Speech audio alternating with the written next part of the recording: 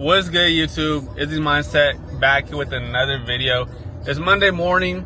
I'm actually heading to my office just because they're going to renew my lease if I don't get there by the end of the month.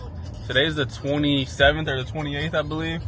And I'm just like, I pay $700 a month for my business space, and I hardly ever step foot in there. So it's not worth it to me. I'm not gonna renew it. I will see if they offer like a virtual address of some sort. That way I can use it for business purposes. But yeah, I never step foot in there. I drive 20 minutes to go there. So again, it's not worth it. But in some other news, guys, I always talk about credit because it's so important that you can leverage it. People always come up with the thing that, oh, you have to pay it back. Of course you do. But if you're saying you can't make more money with, a nice chunk of capital, then that's your own problem. If you don't have a business idea, if you don't have a plan in place when you get this capital, this funding, it makes zero sense for you to actually get it. You might as well just be throwing it away.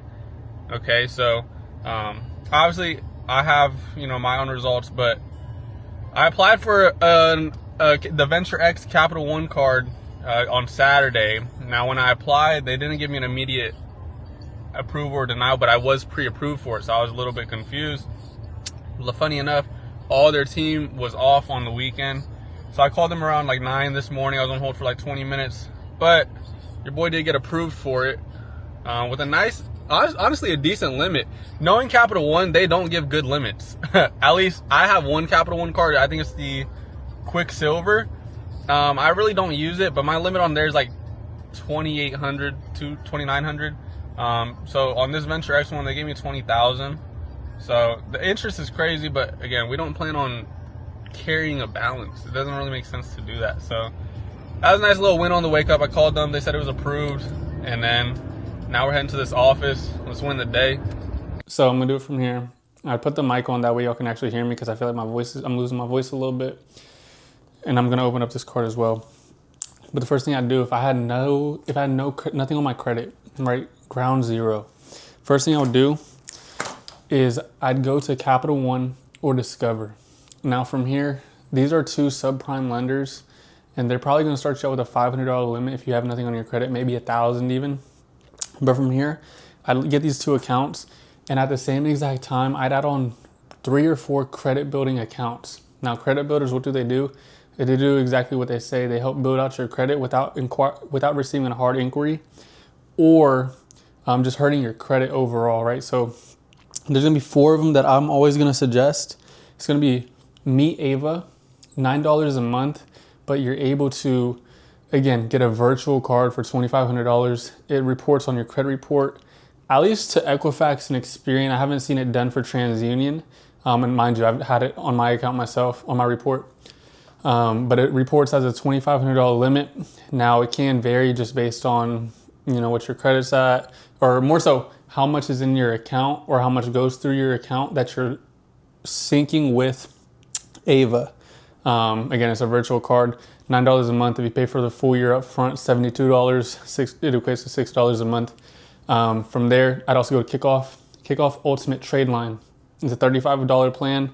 It reports a $3,500 trade line onto your report. Again, this just looks good. Now from there, I'd also go for Self.Inc. If you have rent reporters, this is a big one too. Or if you're renting, rent reporters are a huge one. So there's things like BoomPay, rent reporters, Rental Karma.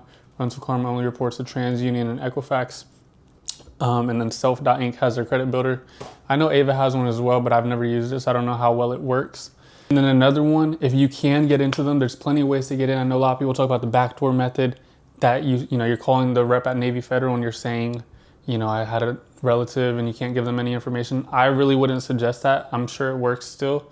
But there is another way that I can, if you message me somewhere on social media, I'll send you a link to the YouTube video that I've actually done for clients. So that one's a little bit more, chill getting into their system. But then from there, you're probably gonna have 6 to 7 accounts, and this is pretty keen. And then what I do from there, I'd let these accounts age for 6, 9, 12 months, whatever you wanna do. But in the meantime, you're gonna use those two credit cards that you got. So Capital One, Discover, and then whoever you bank with, and I'm just gonna put it out there, Chase is gonna be the best one. Get a personal credit card from them. Now from there, you're gonna have, again, 6 to 7, maybe even 8 accounts, especially if you're renting. You can add on all those rent reporters and backdate your rent to show them the lease, payment history, things like that. Then you'll be able to get funding if you have your LLC set up properly, business name, address, phone number, Duns and Bradstreet number, EIN, all of that. Just make sure you have that set up in place. It's really easy to do that. I really wouldn't even pay anyone to do that for me. It takes no more than 15 minutes, to be honest. And then the camera, because it makes it so much easier. But then from there, I'd use these credit cards and try to max them out, pay them off, max them out, pay them off, to get to 2 credit cards to have an above a $3,000 limit. The easiest ones to do this are going to be the Discover and the Chase one. Capital One is pretty strict when it comes to CLIs, credit limit increases. But again, from there, you have all the accounts. You're going to have them aged a little bit, and then you're going to have 2 decent limits, right? Now from here, the only thing that you're going to need to do is add credit age. So I'd add on some trade lines. Now everyone talks about trade line supply. They're a huge one in the entire trade line industry. But I have a vendor. I'll sell them to you. I'll sell the vendor, or I'll sell, the actual trade lines to you for a super discount. I really don't care to make a profit off trade lines. I usually just put them on for a client that just needs the funding ASAP. But again, from there, you're going to be pretty well off and ready to actually get the funding that you need. And then we'd go hit Chase for 50K plus. We'd maybe even get a personal loan for you to pay off any utilization or pay down balances to lower your utilization. And then again, you get 50K from a personal loan, and there's different ways to work around that. I know who they pull from. You can get the Chase. Chase is always going to be first because they're inquiry sensitive. They have the 524 rule. But to be honest with you, when you're working with a BRM, a banking relationship manager, which I have and countless other people have, or you can literally find one yourself if you find the right rep at your local branches. Just reach out to them, tell them what you do or what you're needing or someone to work with. And you can bypass the 524 rule. Let's say you had 6 inquiries on your report in the span of, or 6 credit card openings within the span of 24 months. You'd still be able to apply for the card and it wouldn't be an automatic denial. Now, again, you want to play it safe. You want to make sure you meet all the requirements. But if you still have, the 6 inquiries, you can still bypass it and get approved for these high limits. So that's the way I would do it. And again, ultimately, if you have all these done in place and you don't miss a payment, you don't have collections, no derogatories, you should be very well prepped to get over $50,000 in funding. And honestly, the way I see it, you'd probably have over $100,000 in funding if you were to hit some of the biggest banks: Chase, US Bank, Bank of America, Citizens, Truist. There's sequences to all of this, and you can learn them yourself just by watching different YouTube videos. I know a lot of people talk about credit on YouTube, but I don't think anyone's giving it like this, just raw and uncut, because obviously the game is to be sold. We know this. If you've been in the credit industry, if you've gotten your credit repaired by some of these bigger names, how you start to realize most people use the same system. Most people have the same reps. Most people they're just good at marketing and they may not get you those results. So that's how I would do it. So I would have at that point, you'd have a 700 plus FICO score. So that Experian score on the Experian app. You'd have, again, 8 plus primary accounts in your name. Add on 2 trade lines of massive history to boost your credit age and payment history. You'd have no derogatories in your name. You'd have your LLC set up properly. And what else am I missing? I can't even think about it. Obviously, I have the notes in my phone. Usually I just tell the clients when I know it, but this whole video is kind of just raw and I don't really think, or I get off track. But let's see. Obviously the 8 plus accounts, 100% payment history. Usually you want to look at 4 plus years of credit age. That's why you add the trade lines on. Because again, think about it. If you're starting brand new, you're going to have probably 6 months of credit. Unless you're backdating your rent, which it will boost it. But even then, just a big boost will help you overall. No lates. And then the big one is inquiries, right? So you're going to have 3 inquiries if you get those 3 credit cards I told you to get. So Discover, Capital One, Chase. And again, if those 3 decline you or reject you, all I would do is I would just get a secured card. Start building the credit like that and then go from there. And honestly, you can even maybe apply for an Apple card just because they are more lenient. They give higher limits to start off with. And again, they only pull TransUnion.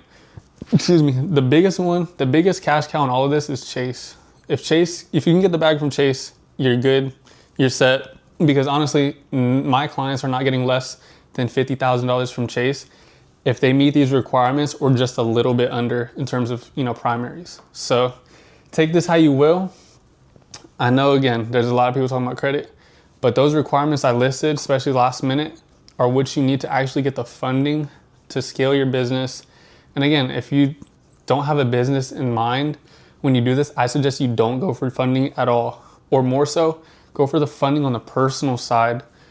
That way it's not gonna hurt you as much. You can kind of sit with it, because when it comes to the business funding, the reason majority of people are doing this is because they're getting 0% interest on this capital those first 12 months. Usually it's 6 to 18 months, but with Chase it's 12 months, and they're getting, points for the intro, and it just helps a lot, right? So that's the reason people do it.